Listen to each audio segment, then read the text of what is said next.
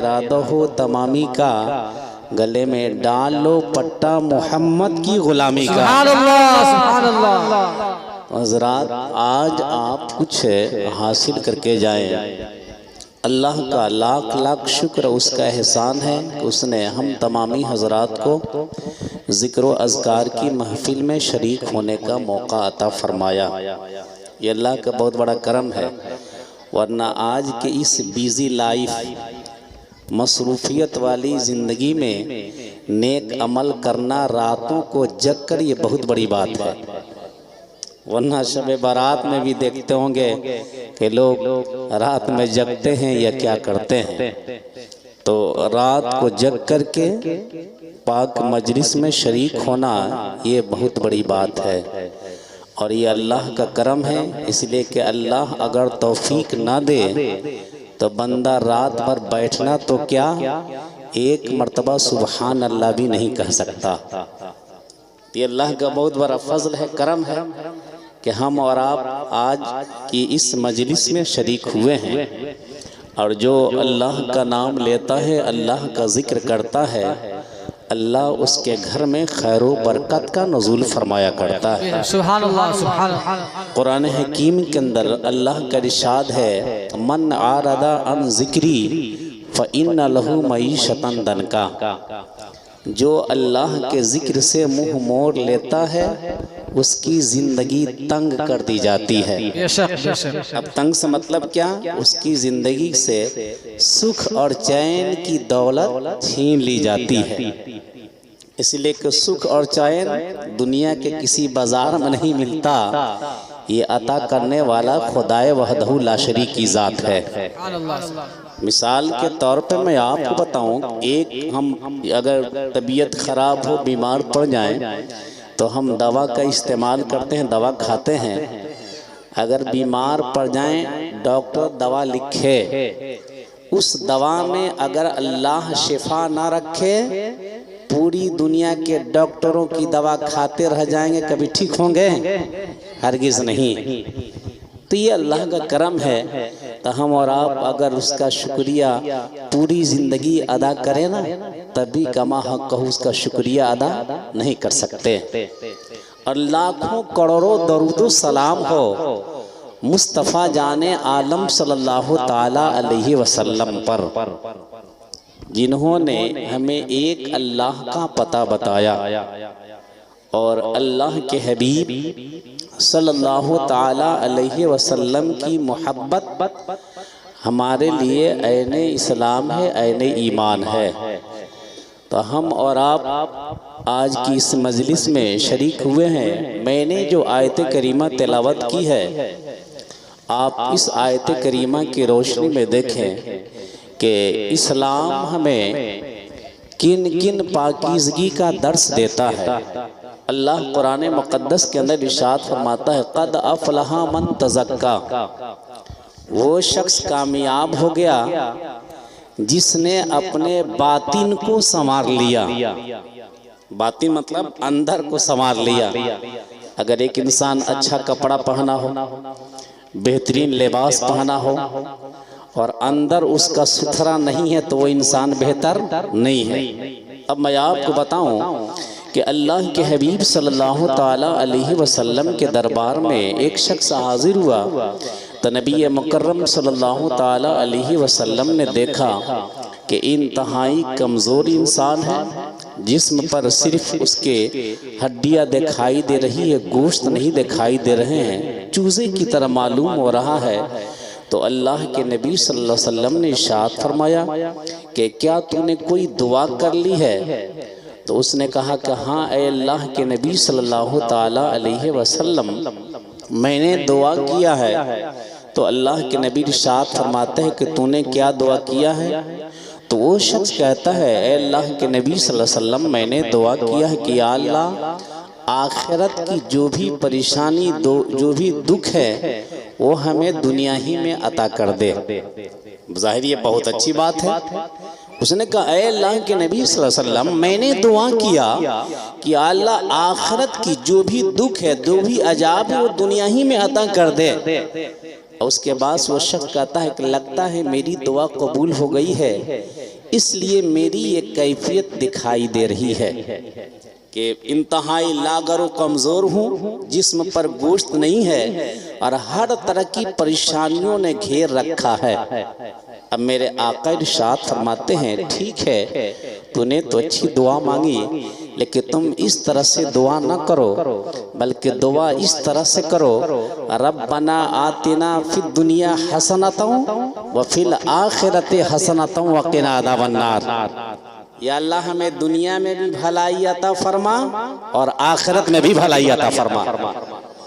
तो हमारी खैरियत यहाँ भी ठीक हो और हमारी खैरियत वहाँ भी ठीक हो। अब कुरान हकीम के अंदर आप देखें कि अल्लाह का इरशाद है, कद अफलह मन तज़क्का, वो शख्स कामयाब हो गया जिसने अपने बातिन को संवार लिया। अब ये बातिन संवरेगा कैसे? हमारा अंदर पाको साफ कैसे होगा?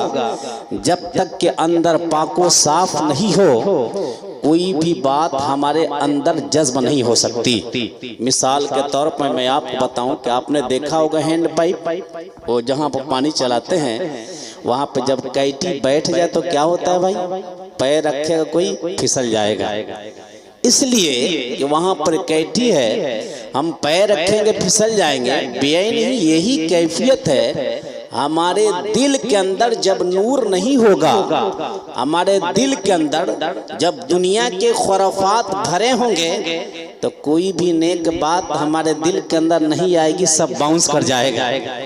इसीलिए जब तक हम अपने दिल को पाको साफ नहीं करें, कोई भी बात हमारे लिए असरअंदाज नहीं हो सकती है। अब मैं आपको मिसाल से समझाता चलूं।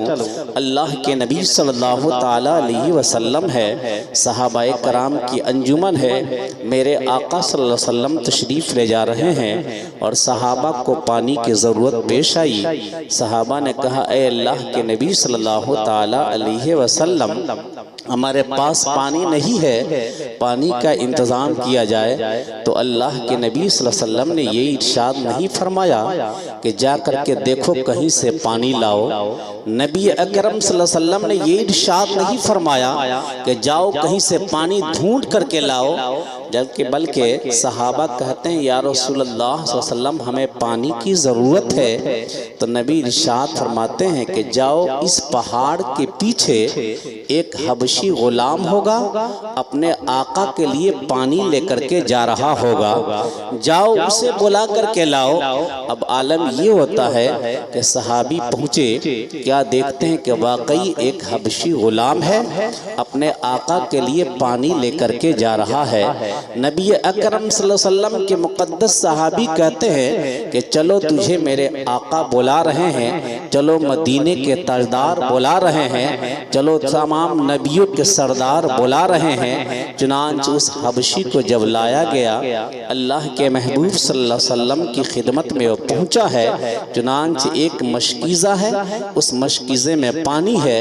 अब उसके बाद अल्लाह के नबी इरशाद फरमाते हैं कि तुम अपना मशकीज़ा दो। अब सरवरे दो जहां सल्लल्लाहु अलैहि वसल्लम उसका मशकीज़ा लेते हैं और लेने के बाद से अल्लाह के हबीब सल्लल्लाहु अलैहि वसल्लम ने अपने हाथ उस मशकीज़े में डाला। नबी का हाथ पर ना था, दुनिया ने आसमान से पानी गिरते हुए देखा है, दुनिया वालों ने ज़मीन से पानी निकलते हुए देखा है, मगर कुर्बान जाइए मुस्तफ़ा जाने आलम सल्लल्लाहु अलैहि वसल्लम की अज़मत पर नबी ने अपना हाथ मशकीज़े में डाला। नबी की उंगलियों के बीच से पानी का चश्मा जारी हो गया। अब आलम यह है, हबशी वहां पर खड़े होकर के इस मंजर को देख रहा है कि आज तक मैंने आसमान से पानी गिरते हुए देखा है, आज तक मैंने जमीन से पानी निकलते हुए देखा है, मगर क्या देख रहा हूं कि उनकी उंगलियों के बीच से पानी का चश्मा जारी है। आला हजरत फरमाते हैं, उंगलियां हैं फैज पर, उंगलियां हैं फैज पर, टूटे हैं प्यासे झूम कर, नदिया पंजाब की रहमत वाह क्या जारी है, वाह वाह। अब आलम ये होता है, सहाबाए कराम अपनी प्यास को बुझा रहे हैं, अपने जानवर को पिला रहे हैं। आलम ये कि एक मशकीज़ा पानी है, सहाबा अपनी ज़रूरियात को पूरी करते हैं। उसके बाद से अल्लाह के नबी सल्लल्लाहु अलैहि वसल्लम इरशाद फरमाते हैं कि अपना मशकीज़ा लो और अंधेरा है, अब तक उसके दिल के अंदर रोशनी नहीं है, अब तक उसका दिल बिल्कुल काला है। मगर आलम ये होता है, नबी अकरम सल्लल्लाहु अलैहि वसल्लम के सामने जो ही ने नबी के इस मोजज़े को देखा है, अल्लाह के हबीब सल्लल्लाहु अलैहि वसल्लम की खिदमत में अर्ज करता है, या रसूल अल्लाह सल्लल्लाहु अलैहि वसल्लम, अब तक किसी और का गुलाम था, आज के बाद किसी और का गुलाम नहीं हूँ, मुझे कलमा पढ़ाइए, इस्लाम के अंदर दाखिल फरमा लीजिए। अब आलम ये होता है, नबी अकरम सल्लल्लाहु अलैहि वसल्लम ने उसे कलमा पढ़ाया, इस्लाम के अंदर दाखिल किया। अब उसके बाद से कलमा पढ़ता है, उसके बाद वो अर्ज करता है, ए अल्लाह के हबीब सल्लल्लाहु ताला अलैहि वसल्लम, जिस्म काला है, मैं चाहता हूँ कि मेरे जिस्म के अंदर से ये तब्दीली आ जाए। अल्लाह के हबीब सल्लल्लाहु अलैहि वसल्लम ने अपना हाथ उसके चेहरे पर फेरा, नबी का हाथ लगना था हजरात, खूबसूरत नहीं था, खूबसूरत हो जा रहा है। अब उसके बाद से मशकीज़ा लेकर के जब अपने मालिक के पास पहुंचा है, अपने आका के पास पहुंचा है, उसका मालिक उसे देखता है, कहता है कि तुम मेरे गुलाम नहीं हो, मेरा गुलाम तो हबशी था, मेरा गुलाम तो इस कलर का था, लेकिन तुम इतने खूबसूरत नजर आ रहे हो। उसने कहा कि सुनो, जब तक तुम्हारा गुलाम था दिल भी काला था, जिस्म भी काला था, जब तक तुम्हारा गुलाम था जिस्म भी काला था, दिल भी काला था। मदीने के ताजदार की गुलामी इख्तियार किया हो, जिस्म भी साफ हो गया है, दिल भी साफ हो गया है। गरामी नारे तकबीर, नारे तकबीर, नारे रिसालत, नारे हजरत गरामी, अब आलम देखे कि जो ही उसने अपने अंदर को साफ किया है, अपने अंदर को संवारा है, आलम ये होता है कि चेहरा भी चमकता दिखाई दे रहा है। अब आलम ये होता है कि चेहरा भी खूबसूरत बनता दिखाई दे रहा है। हजरत गरामी, अब उसके बाद से उसके मालिक ने कहा कि चलो हम भी तुम्हारे आका के पास चलना चाहते हैं, चलो हम भी उस आका से मुलाकात करना चाहते हैं, चलो हम भी उस आका करीम सल्लल्लाहु अलैहि वसल्लम की चेहरे अक़दस की ज़ियारत करना चाहते हैं। हज़रात, अब आलम ये है, अब उसके बाद से दोनों चले हैं, मालिक भी चला है, गुलाम भी चला है। अब कहता है मालिक तुम आगे आगे चलो, मैं पीछे पीछे चलूंगा। पूछा कि आखिर वजह क्या है? आप मेरे मालिक हैं, आप आगे चलिए, मैं आपके पीछे चलूंगा। इसलिए कि दुनिया का दस्तूर है, गुलाम पीछे चला करता है, मालिक आगे चला करता है, इसलिए आप आगे चलिए, मैं आपके पीछे चलूंगा। फौरन उसका मालिक कहा सुनो, जो मदीने के ताजदार का गुलाम हो जाता है वो पीछे नहीं चला करता है, आगे आगे चला करता है। अब बात चली तो मैं आपको बताऊं, हजरत सफीना एक सहाबी रसूल है। हजरत नाम उनका सफीना नहीं था, बल्कि अल्लाह के हबीब सल्लल्लाहु अलैहि वसल्लम के काफिले के साथ साथ चला करते थे, पीछे रहा करते थे। जो कुछ छूट जाता उसे अपने पास रख लिया करते, नबी की खिदमत में पहुंचा दिया करते थे। एक रोज अल्लाह के नबी सल्लल्लाहु अलैहि वसल्लम की खिदमत में हाजिर हुए। नबी ने कहा कि तुम तो सफीना मालूम हो रहे हो। सफीना का माना होता है कश्ती, नाम कुछ और था। एक दिन नबी ने कहा तुम तो सफीना मालूम होते हो।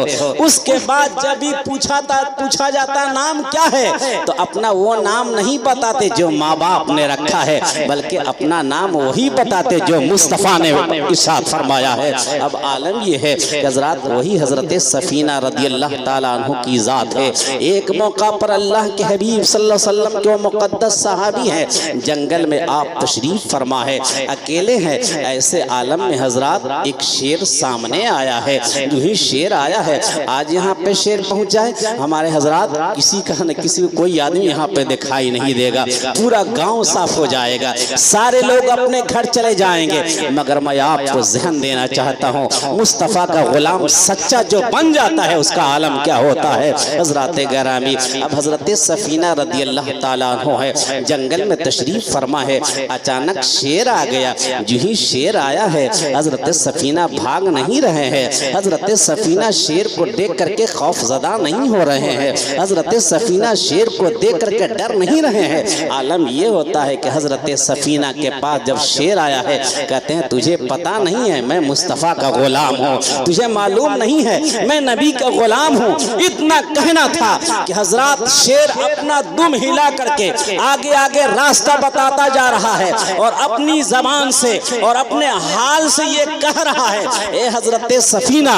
जो मुस्तफ़ा का गुलाम हो जाता है हम उसके गुलाम हो जाते हैं। आला हजरत फरमाते हैं कि उनके जो हम गुलाम थे खल्क के पेशवा रहे, उनसे फिरे जहां फिरा आई कमी वकार में। मुस्तफ़ा की गुलामी हम सच्चे तौर पे हम इख्तियार तो करके देख ले, आज भी अल्लाह तबारक व तआला इज्जत की जिंदगी हमें अता फरमाएगा। गुलामी रसूल का पट्टा हमारे सीने में अगर पड़ जाए तो आज भी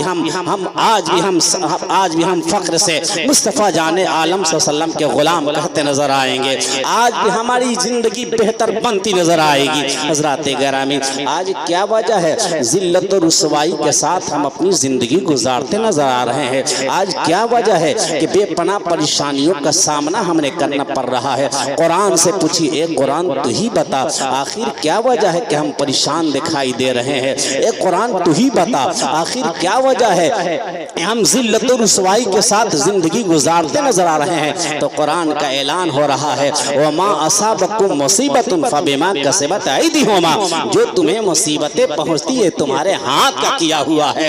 आज भी नबी का गुलाम सच्चा बन जाओ, आज भी मुस्तफ़ा गुलाम सच्चा बन जाओ, अल्लाह ताला तुम्हें उसी तरह से जिंदगी जरूर अता फरमाएगा। हज़रात गिरामी, कुरान हकीम के अंदर अल्लाह तबारक व तआला का इरशाद है, अल्लाह ताला इरशाद फरमा रहा है, वला तहनु वला तहज़नु व अंतुमुल आलौना इन कुंतुम मोमिनीन, सुस्ती मत करना, गम मत उठाना, कामयाब तुम ही रहोगे, शर्त यह है कि मोमिन बन जाओ।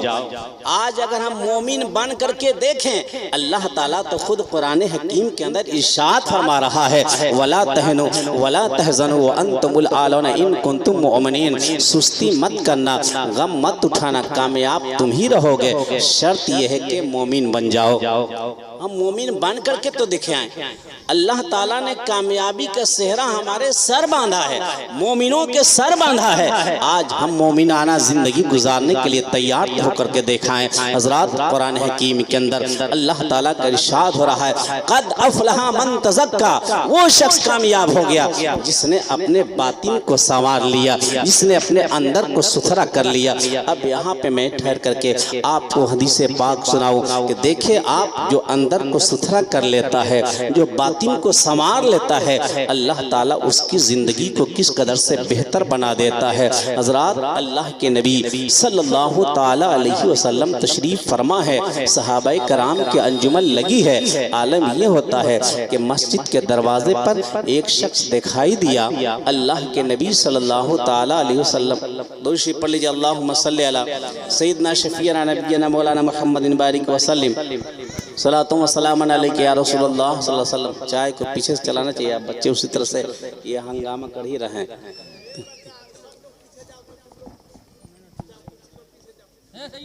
रहने दीजिए बस खामोश।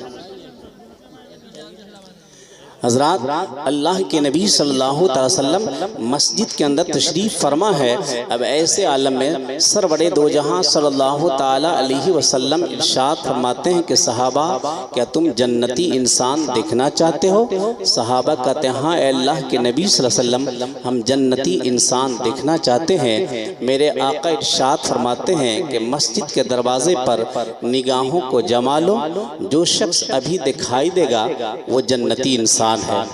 इतना मेरे आका इरशाद फरमाते हैं। तो कुछ देर के बाद साहबा क्या देखते हैं कि एक ज़ईफुल उम्र शख्स है, वज़ू के कतरात उनके हाथों से गिर रहे हैं और अपने हाथों में जूता को उन्होंने पकड़ा है। अब उसके बाद से अल्लाह के नबी सल्लल्लाहु ताला अलैहि वसल्लम फिर दूसरे रोज़ इरशाद फरमाते हैं कि सहाबा, तुम जन्नती इंसान देखना चाहते हो? सहाबा कहते हैं, हाँ अल्लाह के नबी सल्लल्लाहु अलैहि वसल्लम, हम जन्नती इंसान देखना चाहते हैं। नबी इरशाद फरमाते हैं कि मस्जिद के दरवाजे पे निगाहों को जमा लो, जो शख्स अभी दिखाई देगा वो जन्नती इंसान है। दूसरे रोज फिर वही सहाबी दिखाई देते हैं मस्जिद के दरवाजे पर। तीसरे रोज फिर मेरे आका इरशाद फरमाते हैं कि मेरे सहाबा जन्नती इंसान देखना चाहते हो? सहाबा कहते हैं, हाँ अल्लाह के नबी सल्लल्लाहु अलैहि वसल्लम, हम जन्नती इंसान देखना चाहते हैं। तीसरे रोज फिर वही सहाबी दिखाई दिए मस्जिद के दरवाजे पर। अब 3 दिन मेरे आका ने इरशाद फरमाया कि जन्नती इंसान देखना चाहते हो, और तीनों दिन वही सहाबी मस्जिद के दरवाजे पे दिखाई दिए। अब हजरत अब्दुल्लाह इब्ने अमर हैं, आपको हैरत हुई कि आखिर कौन सा अमल करते हैं कि 3 दिन नबी ने इरशाद फरमाया कि जन्नती इंसान देखना चाहते हो, तीनों दिन यही मस्जिद के दरवाजे पे दिखाई दिए। अब होता नहीं कि भाई देखता है कि भाई कोई अच्छा इंसान बन रहा है, कौन सा अमल करता है कि अच्छा इंसान बन रहा है। अब उसके बाद से तीसरे दिन जब वो जाने लगे तो हजरत अब्दुल्ला उनके पास गए और कहते हैं कि मैं आपके घर मेहमान चलना चाहता हूँ, मैं अपने आपके घर मेहमान की हैसियत से चलना चाहता हूँ। कहा कि ठीक, अच्छी बात। अब गए उनके घर, 1 दिन नहीं 3 दिन तक रहे। रात में सोते थे ना तो देखते थे कि कहीं मेरे सो जाने के बाद उठ करके कोई तो अमल तो नहीं कर रहे हैं। ये अल्लाह के रसूल सल्लल्लाहु अलैहि वसल्लम ने 3 दिन इरशाद फरमाया कि जन्नती इंसान देखना चाहते हो, तीनों दिन यही मस्जिद के दरवाजे पे दिखाई दिए। तब आलम ये होता कि खाना खा ले, नमाज पढ़ते, खाना खाते के बाद जब दोनों का बिस्तर लगता तो हजरत अब्दुल्ला रात के वक्त कभी कभी उठ करके देखते कि भाई मेरे सोने के बाद से कहीं तो अमल तो नहीं कर रहे कोई। अब तीनों दिन इसी तरह से देखते रहे। जब 3 दिन का अरसा गुजर गया तो तीसरे दिन कहते हैं कि मामला ये है कि मैं आपके पास आया था एक चीज़ पता करने के लिए, एक चीज़ के बारे में जानकारी हासिल करने के लिए कि 3 दिन अल्लाह के नबी सल्लल्लाहु अलैहि वसल्लम ने इरशाद फरमाया कि जन्नती इंसान देखना चाहते हो तो मस्जिद के दरवाजे पे निगाहों को जमालो, जो शख्स अभी दिखाई देगा वो जन्नती इंसान है। और तीनों दिन आप ही दिखाई दिए। आप बताइए कौन सा अमल करते हैं कि अल्लाह के नबी सल्लल्लाहु अलैहि वसल्लम ने आपको 3 दिन जन्नत की बशारत अता फरमाई। यह अजीब बात, ताज्जुब वाली बात, हैरत वाली बात। तो कहते हैं ये राज की बात थी, जब आए आप इस तजस्सुस में और आप पता करने के लिए, तो मैं आपको बता दे रहा हूँ कि इस दिल के अंदर, बड़ी गौर से सुनेंगे उन्होंने जो जुमला कहा, 3 दिन नबी ने इरशाद फरमाया जन्नती इंसान देखना चाहते हो, तीनों दिन दिखाई दिए। तो पूछा कि आखिर कौन सा अमल करते हैं? कहा कि बस मेरे पास कोई और अमल नहीं है, इस दिल के अंदर आज तक किसी का बुग़्ज़ रखा ही नहीं हो, यही मेरा अमल है। अब अल्लाह के नबी इरशाद फरमाते अल मुस्लिमो मन सलमल मुस्लिमूना मिन लिसानिही व यदिही, मुसलमान वो है जिसके हाथ से ज़बान से दूसरा मुसलमान महफूज रहे। नबी ने इरशाद फरमाया। लेकिन आज जो हमारा आलम क्या है कि हम महफूज हैं। आज तो हमारा आलम ये कि एक साथ 2 आदमी चल रहा है ना, तो जो ही बीच रास्ते में एक आदमी किसी और से बात करने लगा और दूसरा आदमी किसी और से बात करने लगा, ये उसकी शिकायत वो इसकी शिकायत। अब आलम ये आज हसद का ऐसा सिस्टम चल पड़ा कि आज हमारे अंदर हसद जैसी बीमारी इस तरह से हो गई है कि हम एक दूसरे से हसद बुग़्ज़ रखा करते हैं, जबकि कुरान मुक़द्दस के अंदर अल्लाह का इरशाद है वमिन शर्रि हासिदिन इज़ा हसद। मुकम्मल तौर पे हसद से पनाह मांगने के लिए अल्लाह पाक ने एक सूरत को नाजिल फरमाया है। और जानते हैं जो हसद करता है ना कि ये नहीं कि उसी का नुकसान होता है, जो हसद करता है ये नहीं कि उसी का नुकसान होता है, बल्कि नुकसान जो है ना हसद करने वाले का होता है, और जिससे हसद करता है उसका कुछ नहीं बिगड़ता। मैं आपको मिसाल देकर के समझाऊं। एक बादशाह है। अब बादशाह एक शख्स को अपने पास करीबी रखा करता था, उससे काम लिया करता था। तो जानते हैं किसी को बेहतर ओहदा मिल जाए तो दूसरे लोग जलने लगते हैं, लेकिन यार कौन सा काम करो कि इसका जो ओहदा है ना वो खत्म हो। अब आलम ये है कि बादशाह उसे अपने करीब रखा करता था, अपने पास रखा करता था। तो दूसरा जो उसका दरबारी था ना बादशाह का, कहा कि लोग को ऐसा काम करो ताकि बादशाह इसे अपने पास से दूर कर दे। अब हसद जैसी बीमारी में वो शख्स मुब्तला हुआ। जानते क्या करता है? गया जो खाना पकाता था ना बावर्ची, उससे कहा कि जो बादशाह के करीब रहा करता था ना दरबारी, तुम ऐसा करो उसको कच्चा लहसुन और प्याज खूब खिला दो, खूब खिला दो कच्चा लहसुन और प्याज। आगे ठीक है, अच्छी बात, हम खिला देंगे। अब देखिए सेटिंग जब करता है किसी को इंसान बेइज्जत करने के लिए, किसी को नीचा गिराने के लिए, जब इंसान जब सेटिंग करता है तो देखिए खुद ब खुद कैसे फंसता है। जबकि अल्लाह का इरशाद व तो इज़्ज़ु मन तशा व तो ज़िल्लु मन तशा बियदिकल खैर इन्नका अला कुल्लि शैइन कदीर। पूरी कुरान हकीम के अंदर अल्लाह का इरशाद है, पूरी दुनिया के इंसान अगर किसी को नुकसान पहुंचाना चाहे, जब तक रब ताला ना चाहे कोई नुकसान नहीं पहुंचा सकता।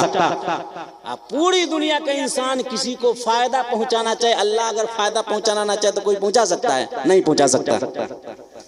तो अब जाकर के वो बावर्ची से मिला, कहा कि जो बादशाह के करीब रहा करता है ना, इसको लहसुन और कच्चा प्याज खूब खिला दो ताकि इसके मुंह से बदबू आए। इधर सेट कर दिया। उधर गया बादशाह के पास, कहा कि बादशाह जिसे आप मानते हैं, बहुत ही प्यार करते हैं, बहुत ही करीब रखा करते हैं, ये आपकी शिकायत करता है कि बादशाह के मुंह से बदबू आती है। कहा कि क्या सबूत है? कहा कि देखिए कल आपने पास बुलाइएगा, बैठाइएगा ना, तो जो ही आप कुछ बात करना चाहिएगा तो अपने मुंह पे कपड़ा रख लेगा। कहा कि ये बात है। हाँ। दूसरे रोज जब दरबार लगा, इधर और कच्चा लहसुन प्याज खिला दिया, दरबार लगा, तो बादशाह अपने उस करीबी से जो ही बात करना चाहा ना, तब उसके तो मुंह से बदबू आ रही थी। सोचा कि अब तो मेरे मुंह से बदबू आ रही है, मेरे मुंह की बदबू बादशाह तक जाएगी। उसने क्या किया, रुमाल निकाला और अपने मुंह पे रख लिया, मुंह पे रुमाल रख लिया। अब आलम ये होता है कि बादशाह को यकीन हो गया कि जरूर मेरी शिकायत करता है कि बादशाह के मुंह से बदबू आती है। अब देखिए आलम, नतीजा देखें। बादशाह को बड़ा गुस्सा है कि भाई जिससे हम प्यार करते हैं, जिसे बहुत ही एतमाद करते हैं, भरोसा करते हैं, वो मेरी शिकायत करता है कि मेरे मुंह से बदबू आती। अब बादशाह का दस्तूर ये था कि अगर किसी को सजा देना होता ना, तो दूसरे एक खादिम को रखा था, उससे सजा लिखवाता, और जब इनाम देना होता ना तो अपने हाथ से ही लिखता कि इस खत ले जाने वाले, रुक्का ले जाने वाले को इनाम दो। उस दिन बादशाह गुस्से में इस कदर से आपे से बाहर हुआ ना कि हाथ में कलम लिया, लिखा कि इस रुक्का ले जाने वाले की गर्दन को उड़ा दो। लिखा, लिखने के बाद से अपने करीबी दरबारी को दे के ले जाओ, फलां शख्स को दे दो। अब वो सामने बैठा था कि जा मेरा दाव तो आज भी फेल हो गया। हम सोच रहे थे किसको सजा देगा, ये तो इनाम दे दिया। तो जल्दी से वहां से उठा और बादशाह के करीबी दरबारी के पास आया, कहा कि ये रुक्का हमको दे दो, तुम काहे के लिए परेशानी उठाओगे? तुमको परेशानी उठाने की जरूरत क्या है? तुम मुझे दे दो, मैं इसे पहुंचा दूंगा। कहा कि नहीं, बादशाह ने तो हमारे लिए लिखा। कहा कि नहीं, तुम्हें जाने की जरूरत नहीं, तुम तो बादशाह के करीबी हो। रुक्का लिया, लेने के बाद से पहुंच गया, और गया जाने के बाद से बादशाह का जो खादिम था उसे कहा कि ये रुक्का लो, इसमें जो इनाम लिखा है ना वो इनाम हमें दो। तो जब खोला तो उसमें लिखा है कि रुक्का लाने वाले की गर्दन को उड़ा दो, इस खत लाने वाले की गर्दन को उड़ा दो। देखिए हसद का अंजाम क्या होता है, आप देखेंगे ना कुरान के अंदर, तो सबसे पहला जो मर्डर हुआ, सबसे पहला जो कत्ल हुआ है इसी हसद की बुनियाद पर।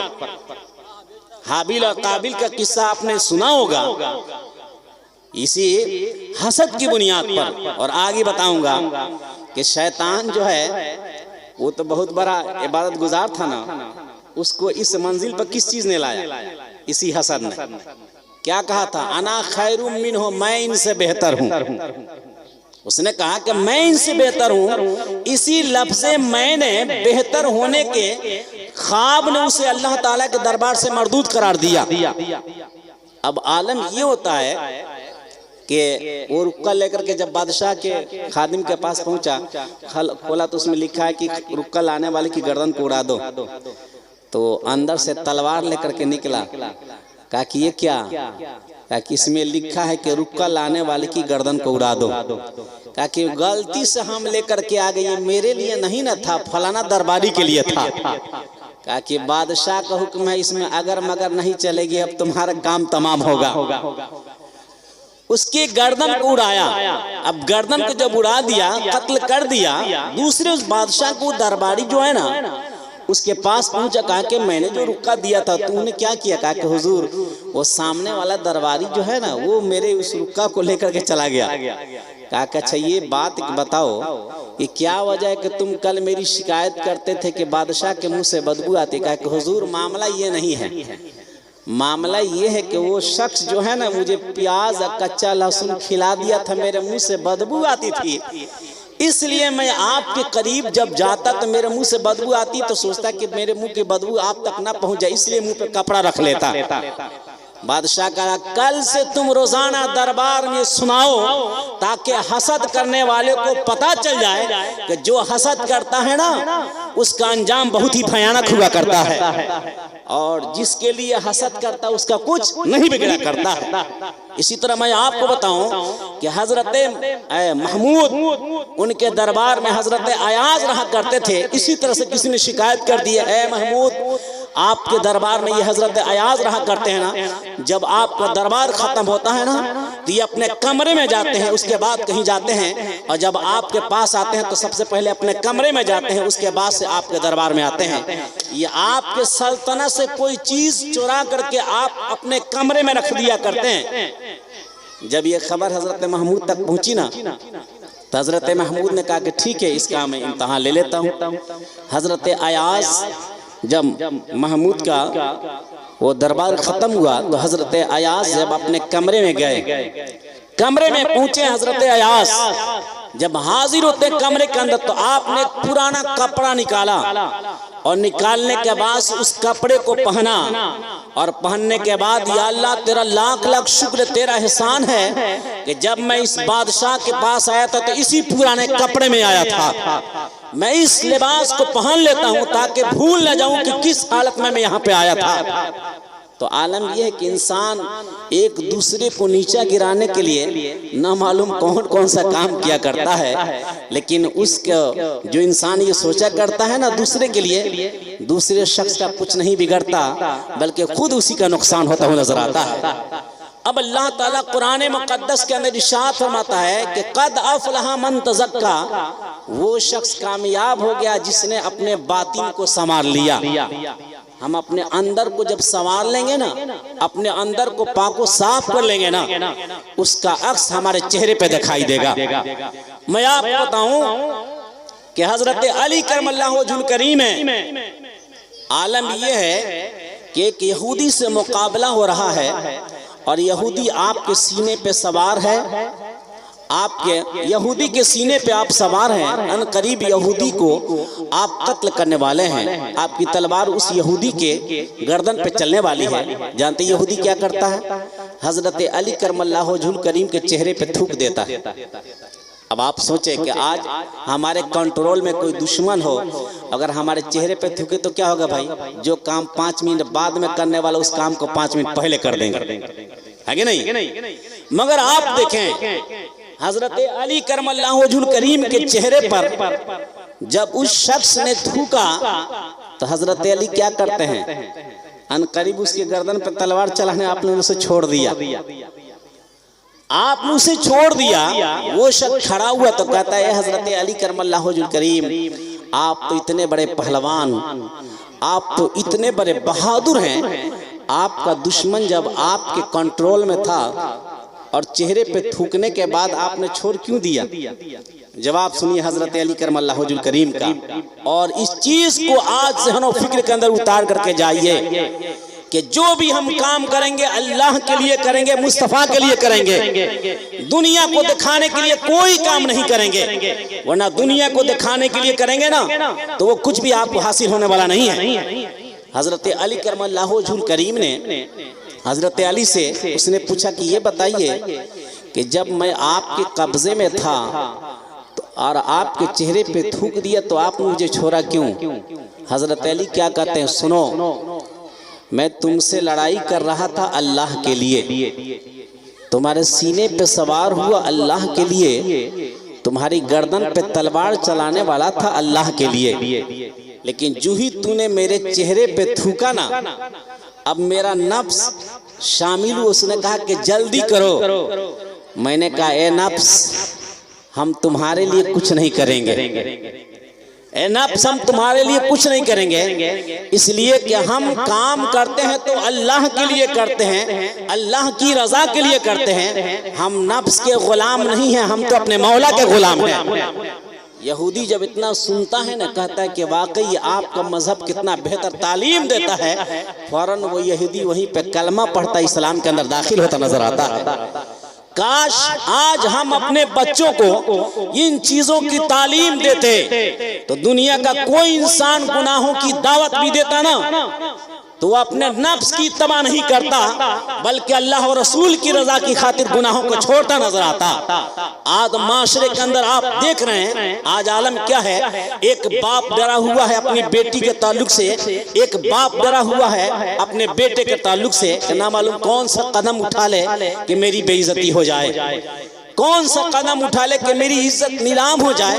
लेकिन मैं आपको कहूं कि अगर आपने दीन की इस तालीम को दे दिया, अपने बच्चों के दिल को संवार दिया, सुथरा कर दिया ना, दुनिया का कोई इंसान भी गुनाहों की दावत देगा ना तो ठोकर मारता हूं नजर आएगा। मैं आपको बताऊं, हजरत उमर रदी अल्लाह ताला अन्हु का जमाना है। आलम ये कि एक नौजवान है, एक खातून को देखता है, देखने के बाद से कहता है मैं तुमसे मोहब्बत करता हूँ, तुम्हारे करीब होना चाहता हूँ, तुमसे बेपनाह मोहब्बत करता हूँ, तुमसे करीब होना चाहता हूँ। वो आजकल की तरह खातून नहीं थी, कनीज़े फातिमा बढ़कर के जिंदगी गुजार रही थी। जो ही इतना कहा कि मैं तुमसे मोहब्बत करता हूँ, तुम्हारे करीब होना चाहता हूँ, खातून क्या कहती, नौजवान मैं तुम्हारी बात मानने के लिए तैयार हूँ, बस तुम मेरा एक काम कर दो, मैं तुम्हारी बात मानने के लिए तैयार हूँ। नौजवान ने कहा कौन सा काम? वो कहती है कि बस 40 दिन हजरत उमर के पीछे नमाज पढ़ो, 41वां दिन है, तुम्हें इंतजार की जरूरत नहीं है, मैं तुम्हारा इंतजार करती नजर आऊंगी। आज पैगाम लेकर के जाएं, अपने दिल को पाको साफ कीजिए, अपनी औलाद के दिल को पाको साफ कीजिए, फिर देखिए किस कदर से हक बात आपके सीने के अंदर आती नजर आएगी। जो ही खातून ने इतना कहा ना कि नौजवान बस मेरी एक बात पूरी कर दो, 40 दिन हजरत उमर के पीछे नमाज पढ़ो, 41वां दिन इसी जगह, तुम्हें इंतजार की जरूरत नहीं है, मैं तुम्हारा खुद इंतजार करती नजर आऊंगी। आज समाज के अंदर, माशरे के अंदर देखने को मिलता है हमारी बेटियां किस कदर से किसी और के साथ भाग जाती है या शादी कर लिया करती हैं। अब आप देखें, वो नौजवान कहता है ठीक है बस इतनी सी बात है, कहा हाँ बस इतनी सी बात है। नौजवान हजरत उमर रदी अल्लाह ताला अन्हु के पीछे नमाज पढ़ना शुरू किया। क्या बोलिएगा? हजरत उमर के पीछे नमाज पढ़ना शुरू करता है। अब नमाज पढ़ रहा है, 40 दिन मुकम्मल हुए। जो ही 40 दिन मुकम्मल हुए, 41वां दिन खातून अपने वादे के मुताबिक उसी जगह खड़ी है कि नौजवान आ रहा है, मैं अपने वादे के मुताबिक खड़ी हो जाती हूँ।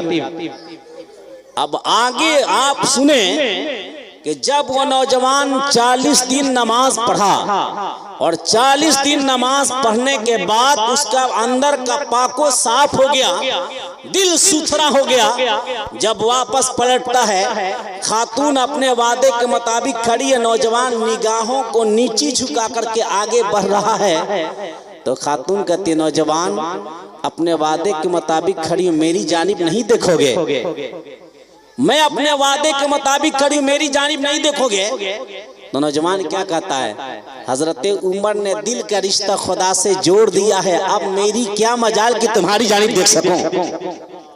काश हम अपनी बेटियों को ये तालीम देते, कनीज़े फातिमा बनाते, हमारी बेटियों को कोई लाख कोशिश करता, कभी भी उसकी तरफ निगाह उठा करके देखती नहीं।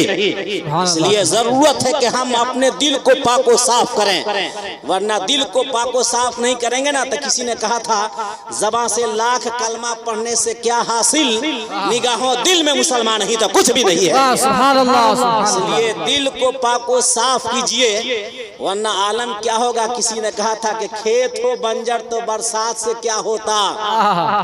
अरे मोबाइल को आपने देखा होगा ना, जब उसमें वायरस भर जाता तो कोई बात उसमें आती है, जब तक उसका वायरस आप डिलीट नहीं करते तब तक उसके अंदर कोई बात नहीं आती। अपने दिल के वायरस को दूर कीजिए। दिल का वायरस कैसे दूर होगा? अल्लाह के जिक्र से दिल का वायरस दूर होगा, कुरान की तिलावत से दिल का वायरस दूर होगा, मुस्तफा पे दरूद पढ़ने से वायरस दूर होगा। आज तो कोई हार्ट का पेशेंट हो ना, उसे कह देता है डॉक्टर जब तक इतने पैसे का सर्जरी नहीं कराओगे तुम्हारा ये हार्ट दुरुस्त नहीं होगा। मगर कुरान ने नुस्खा अता फरमाया, अला बिज़िक्रिल्लाह तत्मइन्नुल कुलूब। तुम अल्लाह का जिक्र करो, अल्लाह ताला तुम्हारे दिल को सुकून अता फरमाएगा। न दौलत से न घर आबाद करने से तसल्ली दिल को होती है, खुदा को याद करने से। इसलिए अपने दिल के वायरस को दूर कीजिए और अल्लाह का जिक्र कीजिए, तब जाकर के आपके दिल के अंदर ये तमाम बातें आएगी। वरना किसी ने कहा था कि खेत हो बंजर तो बरसात से क्या होता, कल्ब हो खाली तो जज्बात से क्या होता। इसलिए आज की इस मजलिस से, इस्लाह मुआशरा कॉन्फ्रेंस से एक पैगाम लेकर के जाइए कि हम अपने दिल को पाको साफ करेंगे, अपने बच्चों को नेक बातें सिखाएंगे, कुरान की तिलावत का आदी बनाएंगे। वरना आज तो हमारी मार बहनों का आलम ये, नबी इरशाद फरमाते एक बाप अपनी औलाद को सबसे बेहतर तोहफा कोई दे सकता है ना, तो क्या आज तो 15 साल का बेटा या बेटी हुआ 15,000 का मोबाइल खरीदे दे दिया। अब ये देते, मेरे आका फरमाते अपनी औलाद को 3 चीजें सिखाओ। पहली चीज क्या? मेरे आका फरमाते हुब्बे नबिय्युकुम, नबी से मोहब्बत करना सिखाओ। नबी से मोहब्बत करना सिखा दीजिएगा ना, तो किसी के दाव आपके बेटे पर नहीं चलेगा, आपका बेटा किसी बद मजहब के चक्कर में नहीं पड़ेगा। दूसरी चीज मेरे आका ने फरमाया कहले बैते मुस्तफ़ा से मोहब्बत सिखाओ। तीसरी चीज मेरे आका ने इरशाद फरमाया कि तिलावतिल कुरान, अपने बच्चों को कुरान की तिलावत करना सिखाओ। ये चीजें सिखाएंगे ना तो आपकी औलाद की जिंदगी यहाँ भी बेहतर होगी और आपकी औलाद की वहाँ की जिंदगी भी बेहतर होगी। इसलिए मैं गुजारिश करूंगा कि हम अपनी औलाद को नेक तालीम से आरास्ता और पैरास्ता करें, मुस्तफ़ा की मोहब्बत सीने में बैठा दें। अगर सीने में बैठा देंगे ना तो कतई तौर पे कोई शख्स भी आपकी औलाद के ईमान पर डाका डालना भी चाहेगा ना तो उसके ईमान को नहीं छीन सकता। मैं आखिरी बात ये कहना चाहूंगा कि मेरी मार बहनें बैठी हैं, या आज का आलम ये मोबाइल ने ऐसा कर दिया ना कि रात के वक्त सोती है तो हाथों में मोबाइल होता, ये एपिसोड वो एपिसोड में पूरी रात खत्म हो जाती। वो पहले की माँ थी, जब सोती थी रात को तक कहती थी हम सो जाएं, या मुस्तफ़ा कहते कहते हमारी आंखें खुले, सल्ले अला कहते कहते। तो आज की इस प्रोग्राम से मेरी माँ बहनें भी ये पैगाम लेकर के जाएं कि आज के बाद हमारी कुरान की तिलावत नहीं छूटेगी, आज के बाद हमारी नमाज नहीं छूटेगी। पूरी दुनिया के असेंबली में बैठ करके लोग बुराइयों पर कंट्रोल करने के लिए एक से एक कानून नाफिज करते हैं कि बुराइयों का कंट्रोल हो जाए, मगर कुरान बुराइयों पर कंट्रोल करने के लिए बेहतर नुस्खा अता फरमा रहा है। अल्लाह कुरान के अंदर इरशाद फरमाता है, इन्नस सलात